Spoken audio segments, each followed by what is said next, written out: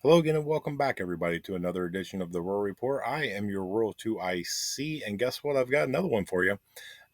We're trying to get a little bit back more into the basics of more on the prepping style. For the most part, this is a prepping channel, right?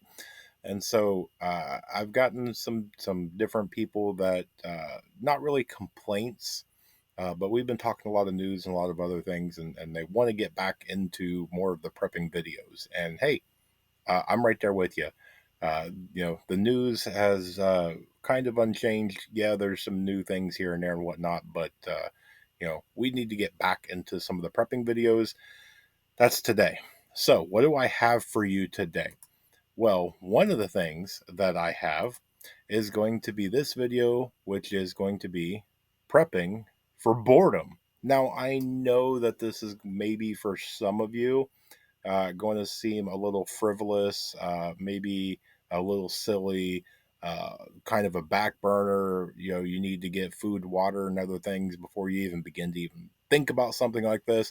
Maybe somebody hasn't even thought about this. What do you mean prepping for boredom? Well, give me a few minutes. Let me try to explain myself. Okay. So if you haven't thought about this, you need to.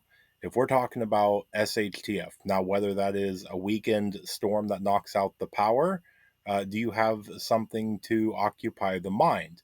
If this is something a little bit more hardcore, where you're going to be without power, let's say it's an EMP, a CME, let's say it's whatever.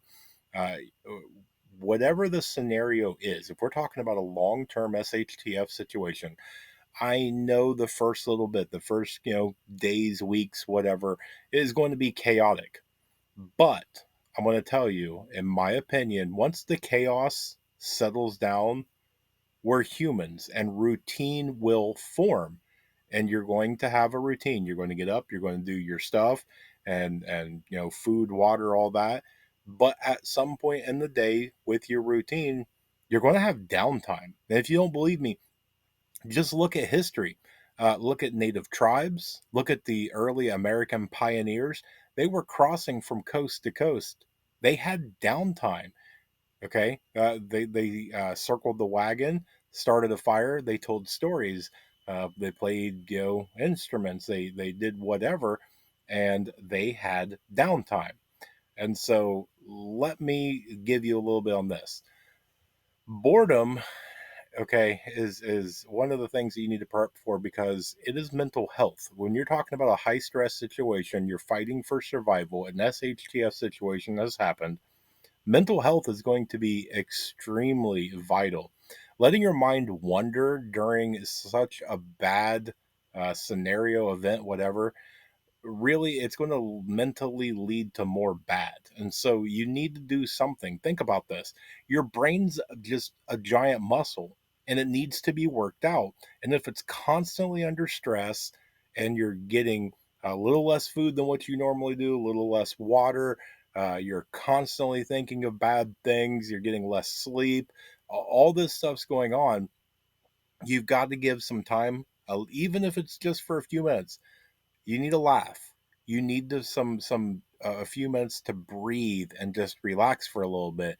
Plus, you need to critically think. And with there's some games out there that you can do, or some other things that gets your mind going. Now, I know again, entertainment might seem a little silly, but I really I'm gonna fight for that one. That it is not. Trust me. Yes, you need food and water before you do this, but this is really important. It is on that second tier level. You need to get the basics, but this is right there, right behind it. So let me give you a couple ideas. First, get books. Okay, hard copy books. something you can actually get your hands on. And not just prepping books, not just do it yourself or how to can or things like that. Yes, those are important, but I'm talking what you really like. And it doesn't matter whether that's the romance novels, whether that is crime and mystery, a good history book, whatever it is that you enjoy reading, you need to get those. Even if it's your favorite one and you've read it a couple of times, it's your favorite for a reason, okay? Make sure you have that with you. Get the topics that you enjoy. And don't overlook the kid books, okay? It brings back nostalgia. It may bring a little smile. It may be a good bartering item. You never know when it comes across that a child's book, even comic books, might come in useful. And then the good old Bible. Okay, you should have, especially, and even if you're not religious, it's probably a good idea to have a Bible. But next is going to be things like board games. One of the highest ones that I recommend is just getting a chess or a checker board, because even if you lose game pieces or somebody doesn't know how to play chess, you've got the board and you can use other things. You can use stones, or I'm some sort of dried noodle and you're some sort of freeze dried bean or something like that. You can make game pieces. You just need the board. Things like shoots and ladders, other games like that. Try and get the ones that don't have too many pieces. Yes, I know chess and checkers have a lot of pieces, but I'm talking things like Mousetrap and Monopoly, things where water damage might be a bad thing, or anything that takes batteries. Anything that takes batteries is probably not a good game to have to prep in SHTF. Now, for a weekend, that's okay, but on long term, probably not a good idea. Next is going to be things like cards and dice. They make outdoor playing cards. You can get them to where they are waterproof. You can actually waterproof them yourself.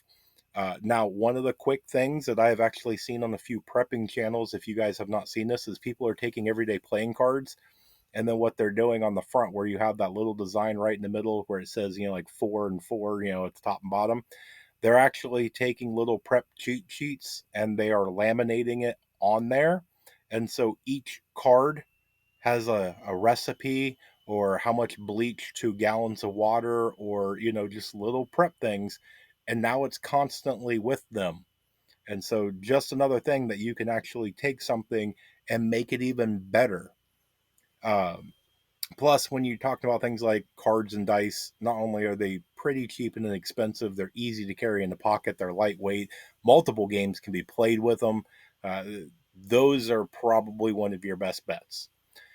Next, don't overlook arts and crafts. Okay, I don't know. Even as an adult, somebody doesn't like to, from time to time, sit down and just color a picture. Kids love arts and crafts, and to be able just to sit down and doodle something, or put something together. Again, this is kind of where paracord comes in. You're bored and you're sitting there. Take out the thing of paracord and just start going at it. It's one of those things. This is that time of year, especially here in the next couple of months. Hit the stores for the back to school specials, hit the dollar stores, anything along those lines. Go ahead and take advantage of those deals, uh, and just snag up all that stuff that you can for as cheap as you can, and just tuck it away. And next is going to be educational stuff.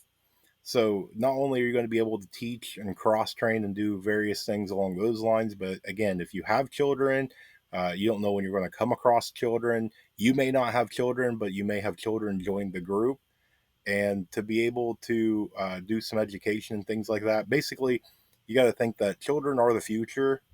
Think homeschooling, think things like that, where even if you don't have a child yourself, education is extremely important, and so it might be a good idea to pick up something educational. Next is going to be things like music and plays. So, even if you are not a musician, maybe there's some people out there that like to get up and do a little bit of acting. If you can play something, that'd be great. If you can sing, great. But I mean, who doesn't like to sit down and just hear a good song, or brings back a good memory? Plus, you can get a lot of the children involved, teenagers, young adults, older folks that's out there. You can recreate, favorite scenes from movies and things like that. You're basically going to become the off grid TV, right? Plus, it also gets you up and moving around if you're doing those types of things. A lot of it brings out good laughs and smiles and whatnot.